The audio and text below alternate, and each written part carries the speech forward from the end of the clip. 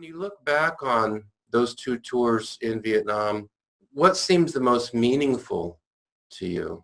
Well, I think from the first tour, flying Medevac, flying air rescue, and all of that controversy and all of that chaos, we got to do something, pretty neat, pretty noble. Our only job was to go out and rescue people and to save Mhm. lives. And Yeah. it's a mission that's bigger than you, right? And it was incredibly satisfying. I often tell people I had the best job in Vietnam because I got to do something constructive. When did you arrive in Vietnam for your first tour? The very end of December in 1967. Very end of December. And where did you arrive in country? Well, came into Cam Bay, and then they put us on a flight. Those two of us who were going to the first CAV put us on a flight to An Khê in the Central Highlands. It's between Quy Nhon on the coast and Pleiku in the Right. mountain. And that was the first CAV base camp. And I processed in there, and I was then sent out to landing zone LZ English, which is in the Bang Son Plain, north of Quy Nhon and Phuket. And that's where I started as a co-pilot flying air rescue. And from there moved up to Camp Evans, just outside of Hue. And then there was, of course, the Tet Offensive. Well, there was a lot of activity, of course, in Hue, and on one of the first missions. It was during the monsoon season, so there were a lot of low clouds, a lot of rain, and I remember going into to one rice paddy and seeing what I thought were very large raindrops, hitting the water, and then realized they were they were bullets and tracers going back Wow. and forth, and gunships were flying over, and Wow. the infantry guys were slogging through the water trying to put the wounded on board. And I thought, wow, not only this is real, but you can get killed doing this. Was that your first experience of combat then, the Tet Offensive? No, it was the English. We had taken some fire on a couple of missions, but my aircraft commander assured me that that was kind of routine, and it was nothing large scale. Yeah. During the Tet Offensive, it seemed like every day. Yeah. Yeah. How long did that go? I mean, it must have been 7 days a week for a few weeks with Yeah, the it was offensive. 6 or 8 weeks. I mean, the North Vietnamese were pretty much quelled in the other areas, but as you know, they held on to Hue for 5 or 6 weeks, Yeah. and so that stayed pretty hot, even though the rest of Vietnam was beginning to calm down. Yeah. And were you flying from Phu Bai up to Hue? No, I was out of Camp Oh, Evans, Camp Evans, right. Yeah. Yeah. and Yeah. then I was transferred up to LZ Sharon, which was just south of Quang Tri, and that was just in time for when the first CAV was relieving the Marines at Quai Son right after Tet. Did you actually fly into Hue itself, or were you always on the outskirts, or?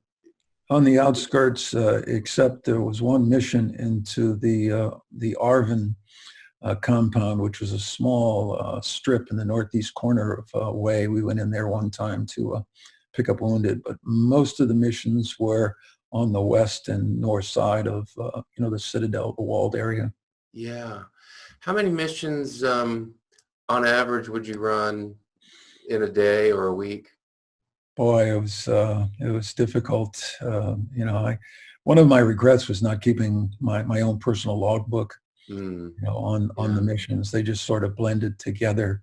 Yeah. You might have 2 or 3 missions in a day. You might have 7 or 8.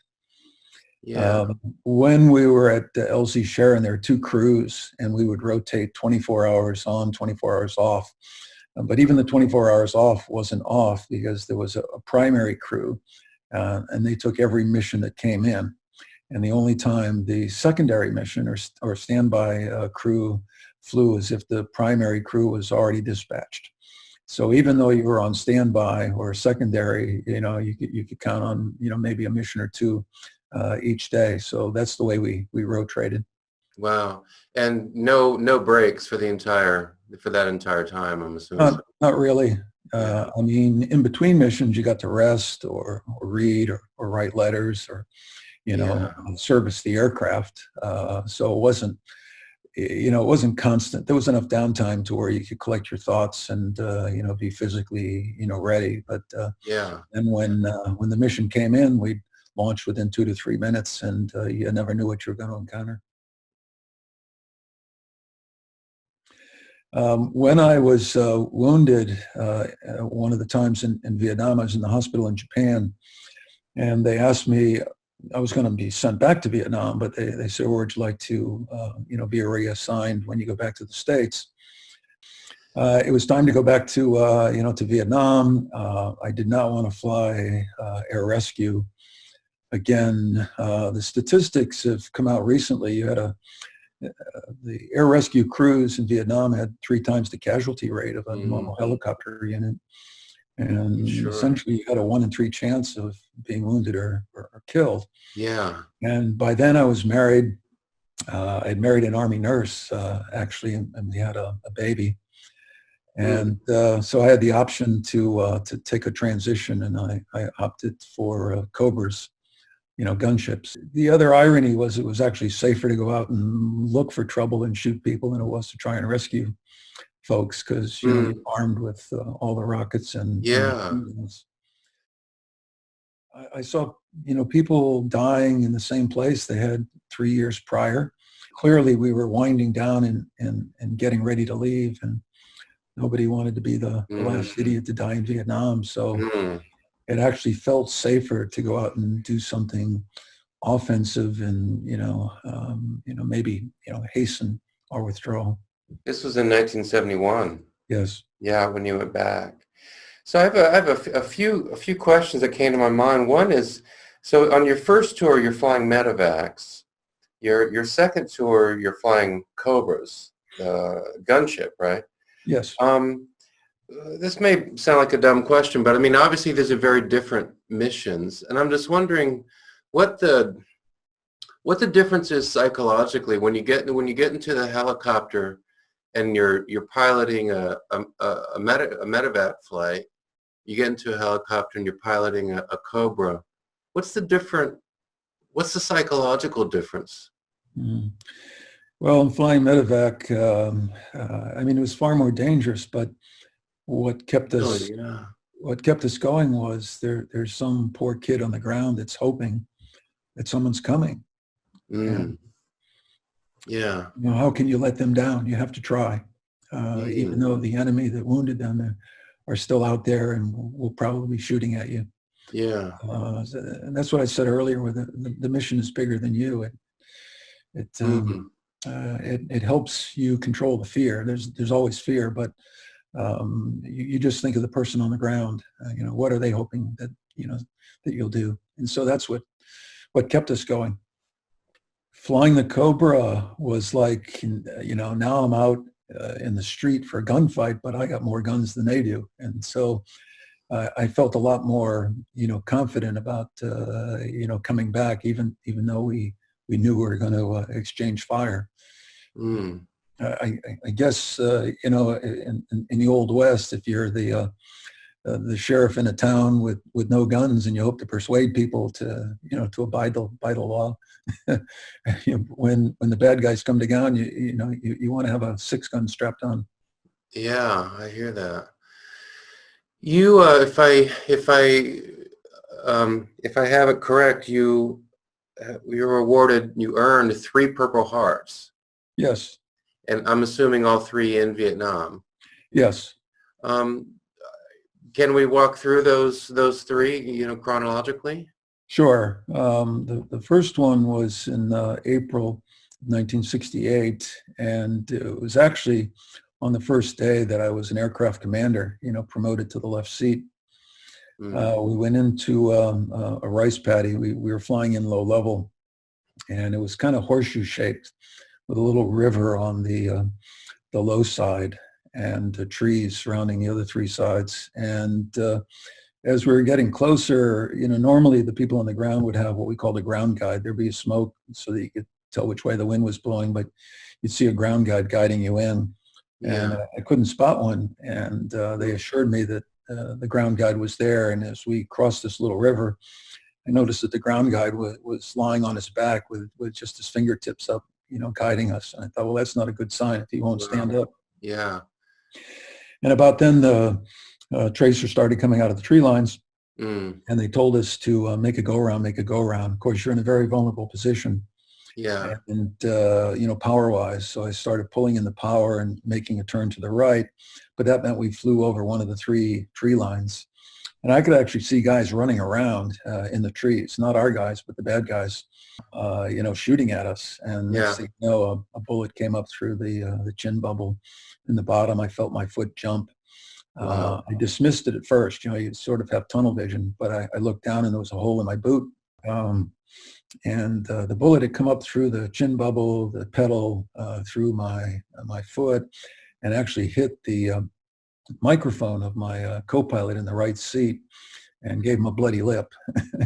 And what was strange was I could feel no pain at the time. I guess that's the adrenaline. And so they flew us, we flew to the hospital, and they brought me inside and cut off my boot, and the sock was all swollen up and filled with blood. And I thought the worst, but the bullet had actually gone between two toes, took the ends of the toes off and the toenails. Really? And it was a little embarrassing because there were guys that were seriously wounded, and it looked like I had a stubbed toe. Oh, wow. But I couldn't walk, and so they sewed me up and sent me to a convalescent hospital for 2 weeks for my foot to heal up. But then it was back to duty. Obviously, this is a pretty close call. This bullet comes through the bird, through your boot, hits the microphone of the guy next to you, and bruises his lip, if I have it correctly, or bloodies his lip. So, I mean, a close call all around. Did that have any, I'm just wondering, some of these questions are obviously unanswerable for someone, who's never experienced it, but what do you do with that psychologically? Because you got to get back in the bird and go back to work, but you've just had this really close call. And you've seen plenty of other calls that were not close. So you know what could have happened, just change the trajectory of things by an inch or something like that. What do you do with that psychologically when it comes time to go back to work? Interestingly enough, it didn't seem to bother me very much. But if I'm good at what I do and I'm faithful to the mission, whatever happens will happen. I just put it in the back of my mind. I couldn't let it affect me. It's do you zig, do you zag, but you can't second guess yourself. And I thought if I second guess myself, it might be even more, dangerous. So I'm just gonna maintain my mission focus and chips fall where they may. A couple of months later, that aircraft was involved in a crash. I wasn't flying. And I knew they would just probably, put a bulldozer on it and crunch it up. So I sent my crew chief down to the wrecked aircraft, and I said, "You have to get that pedal because it's got a bullet hole in it." And in fact, I've got it here. So here's the pedal. Can you see the hole in there? I can. Wow. And in fact, if you look at it from the bottom, and it's almost like CSI. If you turn it at the right angle, this oval hole actually becomes round, and you can actually track the angle that it came up through. So it would have been like 10, 11 o'clock low just in front of us that the bullet came up through. Wow, that's something else. So I don't know. I look at this sometimes and man, did that really happen to me? Was that a dream? Was that a movie? But there it is. That was in July 24th, 1968. That was the worst day in all of my Vietnam experience, for both tours. We got a mission in the morning.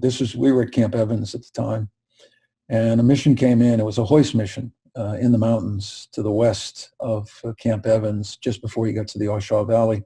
Yeah. And a hoist mission is there.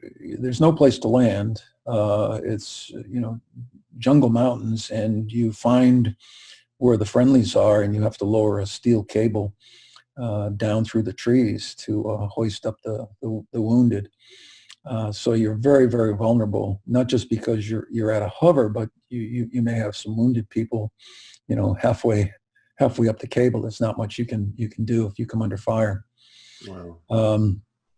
I had a co-pilot that I was training. That's one of the jobs as the aircraft commander is to make sure that when you leave, people are prepared.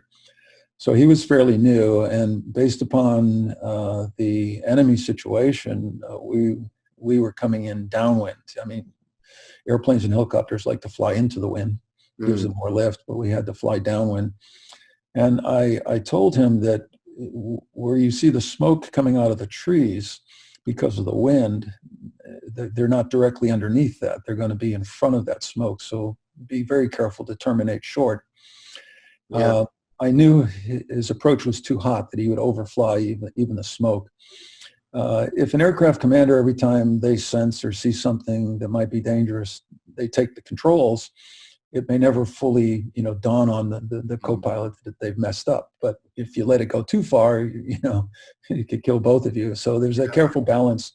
Yeah. And I decided to, just let him, see the mistake that he was making. Of course, just as we passed over the smoke, we started taking fire. Oh, no. And the bullets were coming from the right-hand side of the aircraft. One hit the back of my seat, one hit the side of my seat, one went out the windshield directly in front of my face, which is kind of freaky. Wow. But the bullet that hit the side of my seat ricocheted and hit my co-pilot in the left arm. But another bullet had hit our door gunner on the right-hand side in the head, severely, wounding him. He ended up being 100% disabled. Warning lights came on, engine oil temperature and pressure, and we had no choice but to fly back to Camp Evans. And so picking up the wounded guy. Not with emergency lights on and 2 wounded on board. Wow. Wow. So we flew back to Evans and took my door gunner in, and my co-pilot. I got another door gunner, another co-pilot, and we went right back out. This time, rather than making I guess a traditional approach, I flew low level, sort of just above the treetops, until I knew I was exactly over them. We lowered the cable, and everything was quiet at first. We had the guy coming up, and just as he got to the skids, I looked over my right shoulder just to see where he was, and the enemy opened up, and he was hit. And I just remember bullets hitting him. One hit him across the top of his hand, and it just sprayed blood, right up into the cockpit. And it was like, wow, again, am I in a movie? Is this really happening? And then the warning lights, came on again. This time, hydraulics, and that can be pretty dicey. And a couple of other warning lights came on, and we had no choice but to fly back. A gunship came up behind us and said we were trailing, smoke, and the fuel pressure gauge warning light was on. So we'd taken some hits in the fuel tank, and fuel was coming out the bottom and smoke out the top, and that's you don't want the two to mix, right? Yeah. Something hot's going on. So we came back and made a running landing, made an emergency landing without the hydraulics on one of the taxiways. And so you did make it back to Camp Evans. Yes. Yeah.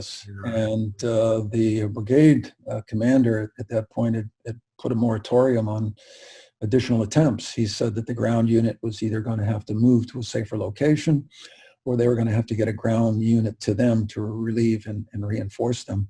Wow. So everything was on hold. The battalion commander of the unit that was out there came to our unit and said, I'm looking for volunteers. Nobody has to go, but the wounded guys will die.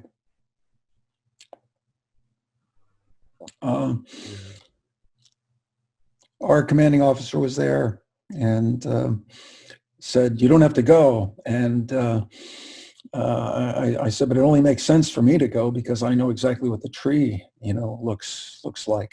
Anybody else going out there would have to, fumble around and expose themselves." But I was allowed to pick my own crew, and so I called a couple of guys I'd flown with in the past and had great confidence in, and we went back out. This time we came to a hover, lowered the cable. They opened up again, and this time I was struck twice, once in the side, but I had a bulletproof vest on, and that just sort of knocked the wind out of me and broke a rib. And the other one hit my right forearm, and shrapnel went into my elbow and hand. What was weird was that I felt the impact, but did not feel pain. I can liken it to taking a nice solid football hit. You feel the impact. It's not painful. The warning lights came on again. This time there was a new one. It's called an engine chip detector, which means that there are metal particles floating around in the oil system, and if enough of them, collect and close the contact, Wow. Yeah. the warning light comes on, and it usually means that a compressor stall is imminent. So, and yet we didn't have anybody out yet. And so the choice I had was to stay at a hover, hoping to get at least one wounded out, but then if the engine quit, we would crash on the good guys. But the alternative was if we leave and the engine quits, we crash amongst the enemy. Wow. Well, I had a crew of 4, and the aircraft was disabled, so I made the choice. A dead crew can't rescue anybody, so I made the choice to leave. Felt badly that we couldn't get anybody out, but then 30 seconds later, the engine quit, and so down we go into the jungle. But as luck would have it, there was this low spot, this partial clearing, and we you could have put maybe 1.5 helicopters in that little clearing. We didn't quite make it to the clearing. We made it to the edge and crashed. And when the blades were hitting the trees, it sounded just like rifle fire. So that was kind of unsettling. Wow. We were all okay, except me being wounded. And so we took the machine guns off the aircraft. We tried to, set up a perimeter. We got our smoke grenades out because we were, between two ridges. Nobody could hear our radio calls. And I don't know if they just couldn't hear it or radios were out at that point. Yeah. And some helicopters were flying overhead, so we threw out smoke grenades. They were gunships. They circled around, and they alerted another one of our rescue aircraft, which came out and got us about an hour later. But as they were, the gunships were, firing into the, to the tree lines, and said they had detected, the enemy moving toward us, and then tracers were coming up. So. Wow. Very lucky to get out at that point. They brought me back to the aid station, gave me a shot of tetanus, and I think a shot of morphine. Doctors felt sorry for me and put me on another helicopter and took me to the surgical hospital. Next thing you know, I'm in the OR, and they're taking bullets out of me. It was a very long day. I just felt drained and tired. Not frightened, just wow. I just really feel fatigued. Wow. And how many bullets did they take out of your body?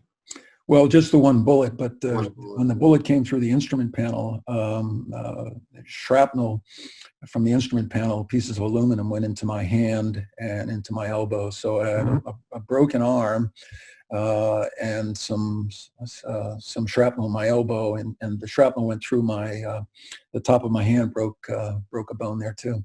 Wow.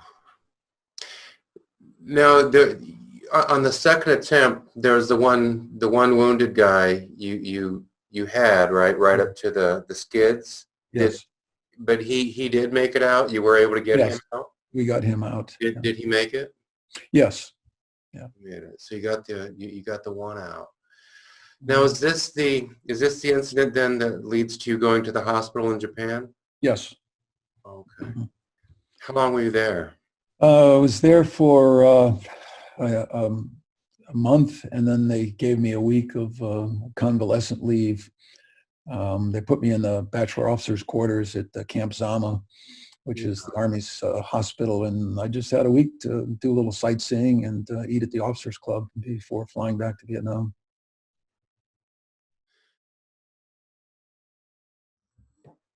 This incident is obviously, I mean, it's a much more serious thing than the first Purple Heart. Was your approach to it kind of the same though? Just put it down and not think Yeah. about it? Or? You rationalize, and as a defense mechanism. And I was an aircraft commander. I was responsible for the crew, and I was just going to, maintain my confidence and attribute it to skill. Right? I know what I'm doing, and I'll get us back. Wow. Let me just, so we'll talk about your third Purple Heart in a minute, but I want to go back to the decision to fly the Cobras. And one of the things I think you said was that, you realized flying a Cobra is safer than flying Medevacs. And, and having heard the story that you just told, that makes sense. Was there in any way also kind of a sense of, I'm going back this time, and I do want to be in a position not only that's maybe a little safer, but I also want to be in a position where maybe it gives me an opportunity to, I don't know I can't think of a good way of putting it, but sort of paybacks, like this is the revenge tour kind of thing. Well, I wouldn't so much revenge. It's like now I get to do something, I guess, offensive or proactive. I was very enthralled to fly the Cobra. It's a very sophisticated aircraft. It's tandem seating with the co-pilot in the front, you in the back. There's a canopy that looks like, a World War II fighter, and it's a very sophisticated machine, and a lot of people wanted to fly it. So when I applied for Cobra school and got accepted, I was really happy because I was going to get to fly something a lot faster, a lot more sophisticated, lots of weaponry, and it was. Sometimes it was like being in a little video game, right? And you feel the whoosh of the rockets and the machine guns, and you can see the damage that it's causing. And the guys on the ground are saying, good job, or you got them. And but this time, I wanted to come home, and I thought, I'm going to have to fly a helicopter, but at least I get to do something with some weapons and improve my chances of coming home. And if I don't fly this mission well, someone else is going to have to fly it, or I'm going to have to come back out the next day. So I'm going to do the best job I possibly can. Yeah. Third Purple Heart. So is that 71 then, or are we still in 68? Yeah, in 71, it was more like the first, Purple Heart. In Laos, they had more sophisticated weaponry, and we were hit by 23 millimeter, and it just sprayed shrapnel through the cockpit. So I had a bunch of little shrapnel wounds in my leg, more blood than damage. So that got patched up right there in Vietnam, back to duty. Nothing significant. We were, on the ground for a short time, and another aircraft, came back in. We did have to move because we knew the enemy were close by. So Yeah. someone wrote it up that I evaded capture, but all we did was move 200 yards, and another ship came in. So. Our base was at Dung Ha, if you know where that is, north of Quang Tri. Yeah. But our forward area was at Khe Sanh, the old Marine base, and we were flying the missions out of Khe Sanh. What was the state of Khe Sanh in 1971? Well, the runway was there. Yeah. Everything else was temporary, just bunkers.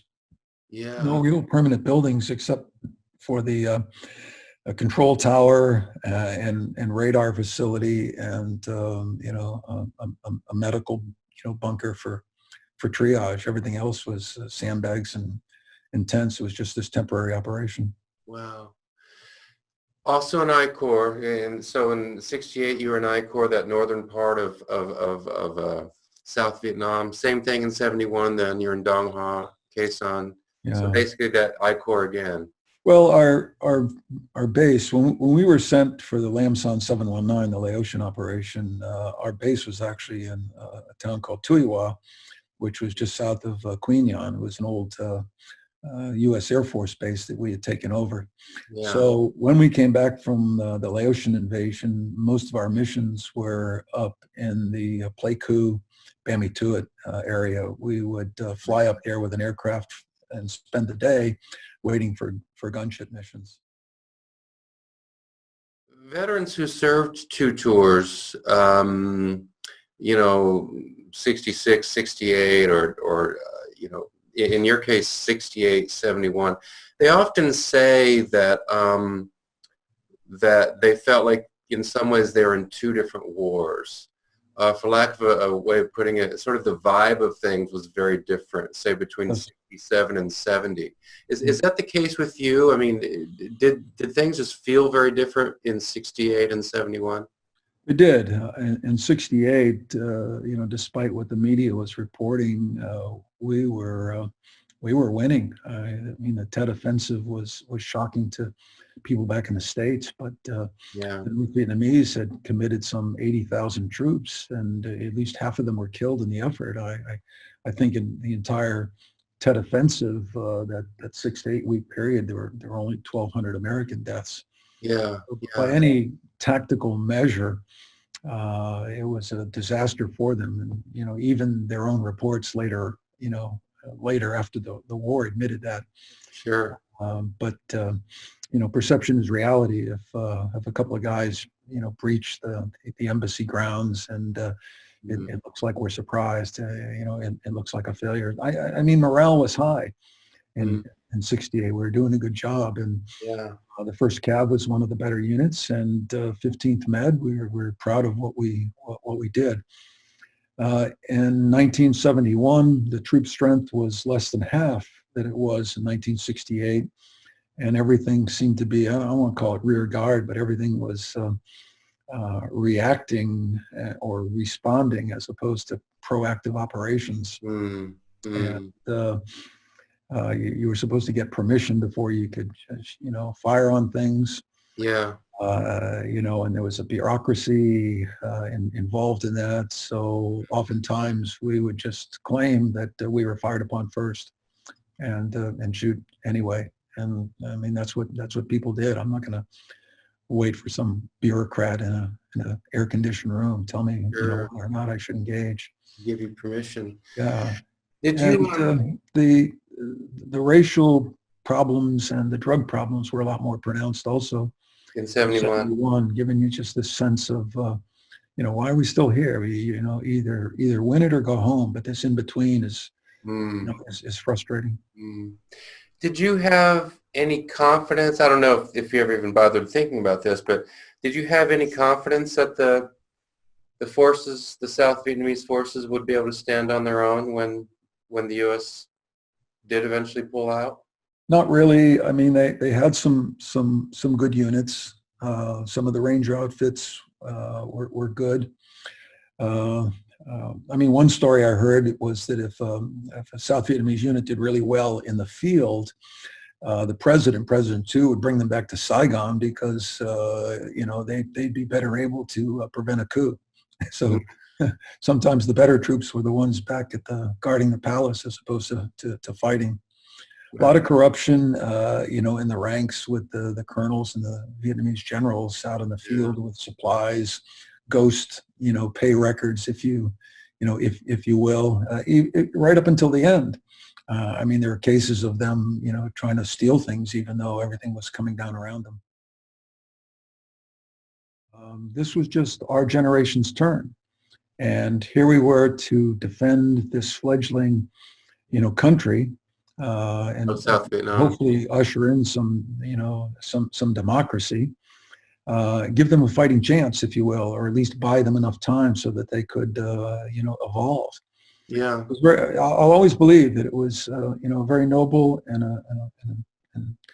we were right to do that. Of course, hindsight's 2020. Communism wasn't the monolithic thing that we all imagined. There were problems between China and the Soviet Union, problems between China and Vietnam, politically. But I always believed that we did the right thing, and it was a test of will, and the political will wasn't there. Not to excuse some of the strategic blunders, militarily. It's not a conventional war. It's a guerrilla war. I think Henry Kissinger said it best. He said, in a guerrilla war, as long as the guerrilla is not losing, he is winning. And as long as the conventional force is not winning, they are losing. Right? They have time on their side. Ho Chi Minh said one time that, 1 million people die in the world every day. What's 20,000 in a battle? Can you imagine an American general saying that? Who cares about 20,000 troops? But it's just a different philosophy. They wore us down. I will still always believe that it was a noble cause that could have been won. I believe the potential was there for us to have created another South Korea. If you look at satellite photos at night, the world is ablaze, and then there's this black hole in North Korea. We had a chance to do that for the South, but we tried to fight on their terms, right? And against a guerrilla force, that's difficult.